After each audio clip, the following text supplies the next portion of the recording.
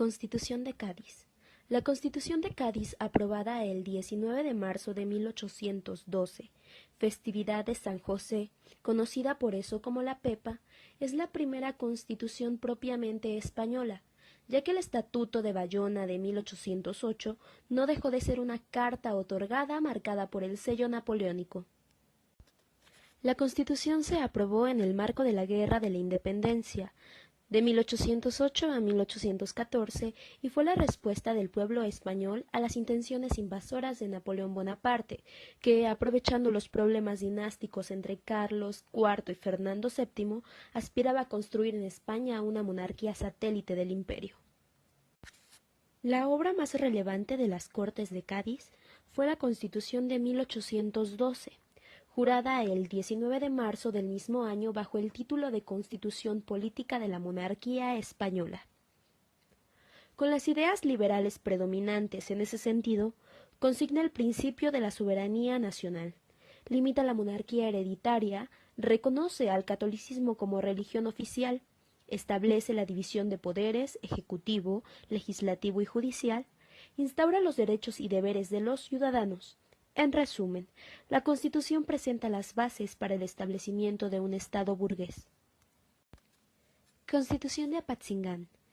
En plena guerra de independencia, el Congreso no contaba con la estabilidad y seguridad suficientes para el adecuado cumplimiento de sus fines. El acoso de los realistas obligó el traslado del Congreso a la ciudad de Apatzingán. Desde aquí, los legisladores trashumantes emiten y sancionan el Decreto Constitucional para la Libertad de la América Mexicana del 22 de octubre de 1814, documento histórico reconocido como la primera Constitución de México. La Constitución de Apatzingán proclama la independencia de México, rechaza la monarquía y establece la república.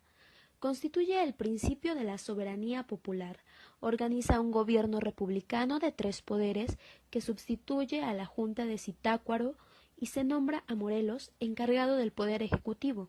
Se quita el impuesto per cápita de los indios, proclama los derechos fundamentales del hombre y del ciudadano en igualdad ante la ley. 24 de febrero de 1822.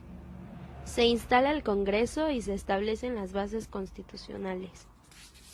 En la Catedral Metropolitana se reúne el Soberano Congreso Constitucional, integrado por 120 diputados de diferentes clases sociales, elegidos conforme a la convocatoria de la Junta Provisional Gubernativa, quienes se declaran legítimamente constituidos y, por lo tanto, que en el Congreso reside la soberanía de la nación.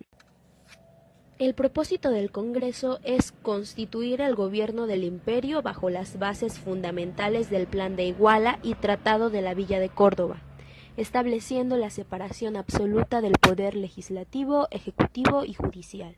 Los diputados aprueban por aclamación que la religión del Estado será la católica, que se instaurará una monarquía moderada constitucional, que se llamará al trono a las personas designadas en los tratados de Córdoba, que se establecerán los poderes legislativo, ejecutivo y judicial, así como la igualdad de derechos civiles en todos los habitantes libres del imperio, sea cual fuera su origen en las 4 partes del mundo.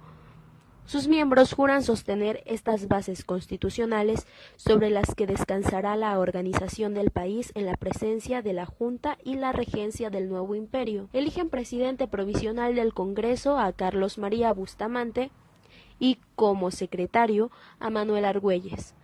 De allí los diputados se trasladan a su recinto de sesiones en la iglesia de San Pedro y San Pablo. Sin embargo, al poco tiempo el Congreso entrará en pugna con Agustín de Iturbide por su negativa a la propuesta de armar un ejército compuesto por 35,000 efectivos. Además, rechazará que Iturbide sea miembro del Ejecutivo y generalísimo del Ejército al mismo tiempo. La Constitución se promulgó el 4 de octubre de 1824. En ella se establece que la nación mexicana es para siempre libre e independiente del gobierno español y de cualquier otra potencia. Además, que la religión de la nación mexicana es y será perpetuamente la católica apostólica romana. La nación la protege por leyes sabias y justas y prohíbe el ejercicio de cualquier otra. En su artículo 4 señala que la nación mexicana adopta para su gobierno la forma de república representativa, popular y federal. Se divide el supremo poder de la federación para su ejercicio en legislativo, ejecutivo y judicial. El artículo 7 dispone que se deposita el poder legislativo de la federación en un Congreso General. Este se divide en dos cámaras, una de diputados y otra de senadores. El artículo 74 señala que se deposita el supremo poder ejecutivo de la Federación en un solo individuo que se denominaría presidente de los Estados Unidos mexicanos. El poder judicial de la Federación residirá en una Corte Suprema de Justicia, en los tribunales de circuito y en los juzgados de distrito. En la organización política consignada en la Constitución Federal de 1824, se buscó un balance político federación-estados que finalmente se inclinó hacia estos últimos. Los senadores, el presidente, el vicepresidente y los miembros de la Suprema Corte de Justicia debían su elección a las legislaturas estatales. Las 7 leyes constitucionales de 1836. En las elecciones de 1832 triunfaron Antonio López de Santa Anna como presidente y Valentín Gómez Farías como vicepresidente. En ausencia del primero, que haciendo gala de su oportunismo se retiró pretextando mala salud, con el propósito de esperar la definición de la victoria de una de las fuerzas políticas en pugna, el vicepresidente tomó el mando.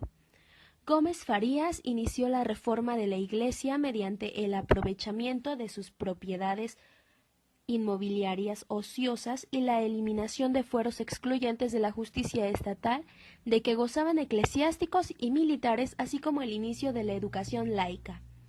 Las medidas causaron levantamientos armados que finalmente decidieron a Santa Anna a regresar a la presidencia y a la deposición del vicepresidente. Se planteó con toda firmeza el centralismo y el desconocimiento de la Constitución de 1824. La presión de los centralistas extendió sus facultades para convertirse en Congreso Constituyente. Emitió así las llamadas bases para la nueva Constitución que da fin a la de 1824 y fundamenta la Constitución dispersa fragmentada en 7 leyes constitucionales de 1836. En la primera ley, integrada por 15 artículos, se hace una muy completa declaración de los derechos humanos.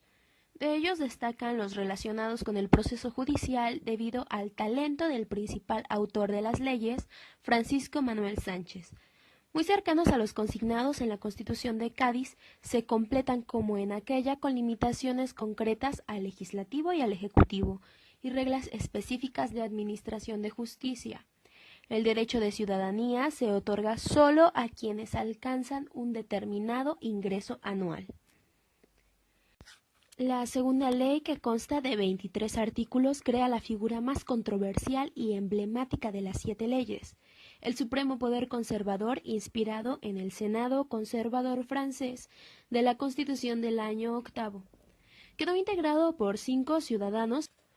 La tercera ley, que contiene 58 preceptos, deposita el poder legislativo en un Congreso integrado por 2 cámaras, la de diputados y la de senadores. Para acceder a los cargos se establecen mínimos de propiedad y renta. La Cámara de Diputados es electa, la de senadores se integra por los demás poderes. La cuarta ley, con 34 artículos, estableció el poder ejecutivo presidencial. Dura 8 años en su cargo y puede ser reelecto. Es designado por los poderes establecidos y tiene el veto suspensivo frente al Congreso. La quinta ley, a través de sus 51 disposiciones, conforma el Poder Judicial con una Corte Central y tribunales departamentales a semejanza de la última organización de las audiencias coloniales.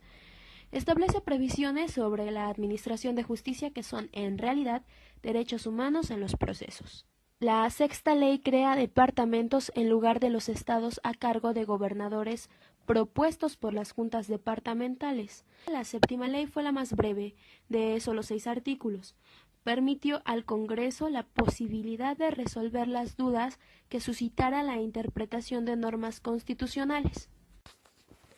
La Constitución de 1857 reafirma decisiones políticas fundamentales de la Constitución Federal de 1824. Su originalidad reside, sobre todo, en la reforma de las relaciones Estado-Iglesia, así como la construcción de un sistema de defensa de la Constitución para evitar el caudillismo que caracterizó la vida pública mexicana desde las primeras décadas de vida independiente. Las decisiones políticas fundamentales contenidas en ella permanecen vigentes hasta el día de hoy: república, derechos del hombre, democracia representativa, federalismo y la concepción de la Constitución como norma suprema del orden político y social.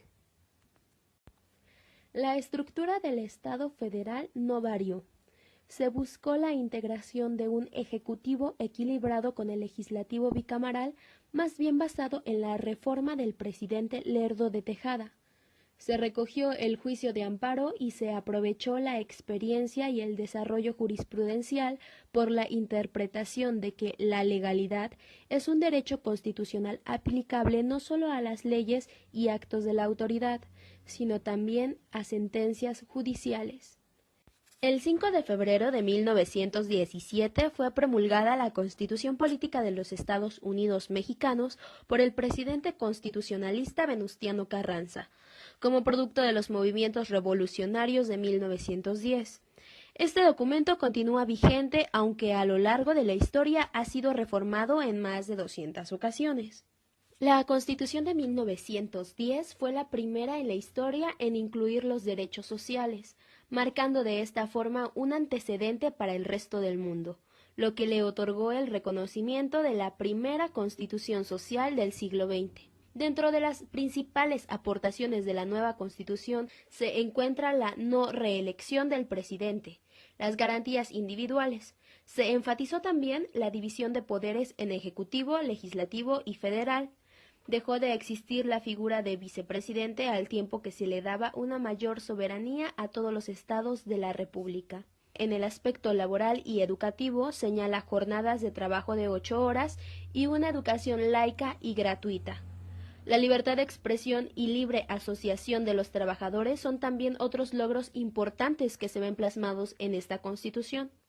Aunque hoy nuestra Constitución difiere en muchos aspectos de la forma en que fue concebida en 1917 debido a las reformas que se le han hecho, representa un baluarte de la democracia de nuestro país y una herencia viva de la lucha revolucionaria de nuestros antepasados.